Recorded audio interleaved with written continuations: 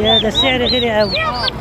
السعر العليقه غليت ولا ايه؟ لا مش العليقه، هو الرم مش موجود في السوق اصلا. يلا السلام عليكم ورحمه الله وبركاته، حبايبي متابعين القناه. احنا النهارده في سوق العديدي، سوق الجمعه. عندنا اهوت كتاكيت التربيه، الفراخ الرومي الصغيره دي. الفرخ الواحد عامل 130 جنيه يا حبايبي. ربنا يوسع عليك يا حاج. امال ايه البط ده للذبح؟ لا وسط للتربيه، يعني الذبح ماشي. لسه عايز شويه يعني. بتبيع كيلو بكام؟ الواحدة ب 160. 160؟ شايله واحده ولا كيلو قد ايه كده؟ كيلو ونص. كبار كبار. حلو. بس عايزه يجي شهر كده ولا حاجه عشان تندبح.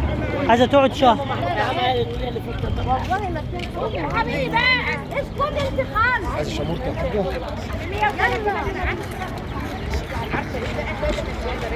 كده يا حبايبي سوق العديدي، سوق كتاكيت التربيه.